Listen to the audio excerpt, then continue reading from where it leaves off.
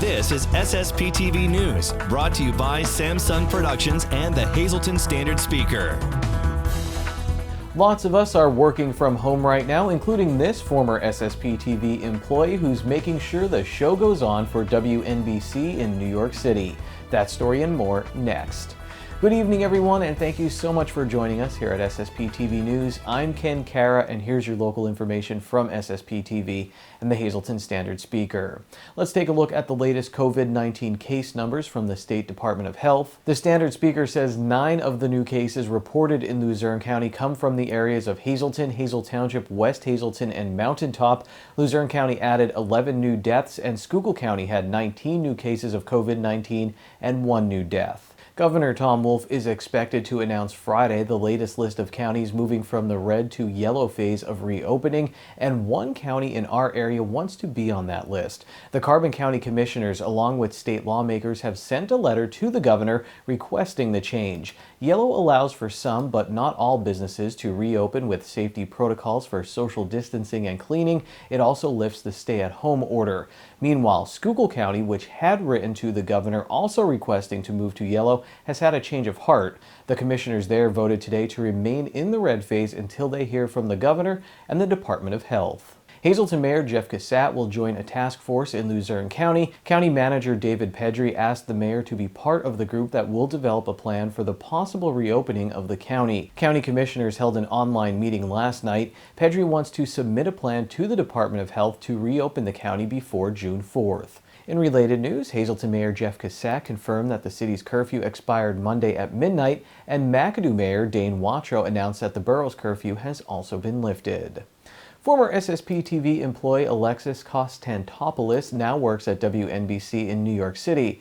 Kostantopoulos is the lead editor for the show New York Live and Hub Today, a show that's partially shot in New York that airs in Boston. She also gets to work on NBC specials like the Golden Globes and the Emmy Awards. She talked with our Janine Lassant about what life is like working from home during the COVID-19 pandemic and more.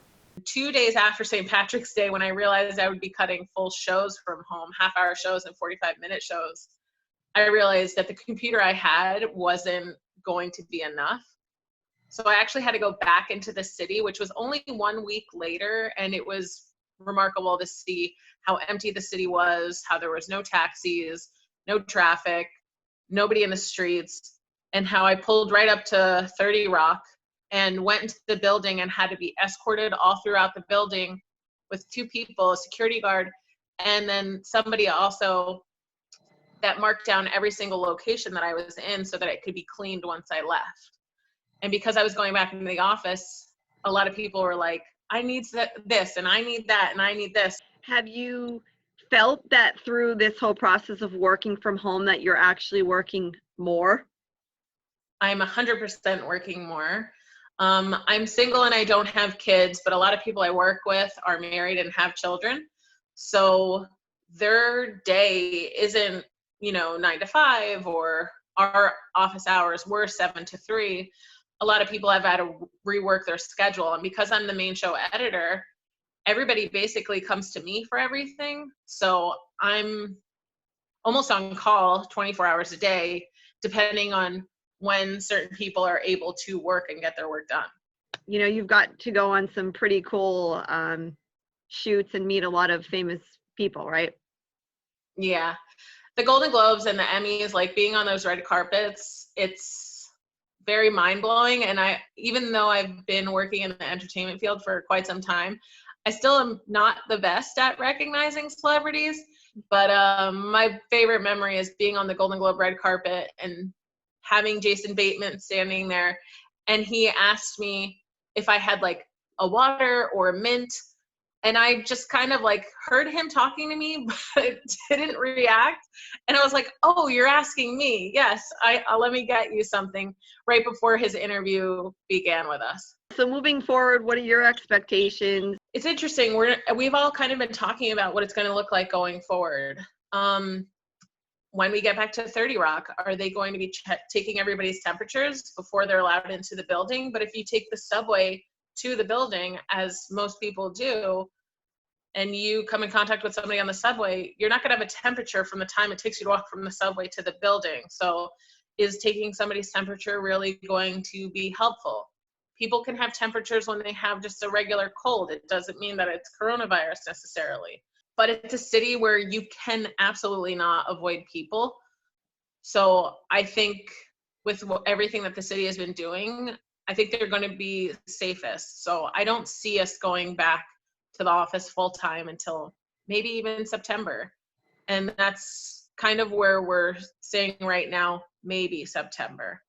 I definitely think they'll be reworking people's workspaces where your whole staff won't be in one day. It'll be half your staff, everybody separated, not coming in contact with everybody. I don't know.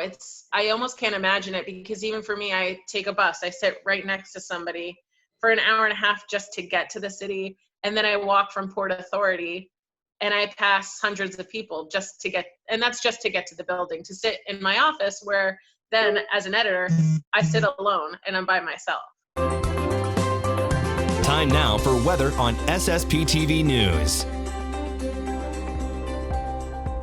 It was a beautiful, clear, cold morning and a great opportunity to check out Jupiter, seen here from my telescope with its 4 moons. If you missed Jupiter, get up at 3:30 or 4:30 a.m. tomorrow and enjoy the view. Here's our forecast from the National Weather Service. Tonight clear with a low of 35 degrees. Thursday, a 50% chance of showers, mainly after 3 p.m., increasing clouds, high of 57. At night, 60% chance of showers, mostly cloudy, low of 51. On Friday, a 70% chance of showers and a possible thunderstorm, mostly cloudy, with a high of 71.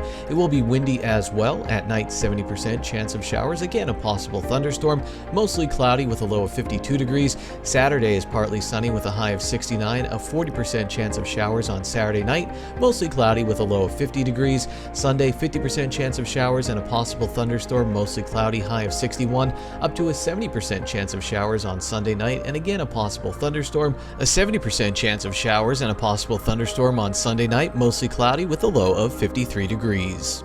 Jupiter is cool, right? Well, so is our sports story this week with the Hazleton Area High School baseball team, so stay tuned for that. And after this break, learn all about the primary election this June in Luzerne County. SSPTV News would like to send sincere condolences to the family and friends of these recently departed. Irene Adams, age 89, of McAdoo. A graveside service will be held at St. Michael's Byzantine Catholic Cemetery in McAdoo. The Damiano Funeral Home is in charge of arrangements. Antonio Badamo, age 81, of Tresco. The Hazel Chapel at the Crofton Hughes Funeral Home is assisting the family. Edith D'Angelo, age 101, of Hazleton. A memorial mass will be held at a later date. The Joseph A. Moran Funeral Home is in charge of arrangements. Robert Rosser Edwards, Sr., age 89, of Williams Township. The Philip J. Jeffries Funeral Home is in charge of arrangements. Peter Haladish, age 94, of Woodland. Services were previously held on May 8th at the Williams Lombardo Funeral Home in Clifton Heights. Marie Palmisano of Hazleton, a graveside service was held this morning at the Calvary Cemetery in Drums. The Firo Funeral Home is in charge of arrangements. And John C. Wiegand, age 82, of Weatherly. The Philip J. Jeffries Funeral Home is in charge of arrangements. Today's social and obituary report is brought to you by Harmon Funeral Homes and Crematory. Call 570-788-0977 or go to harmonfuneral.com.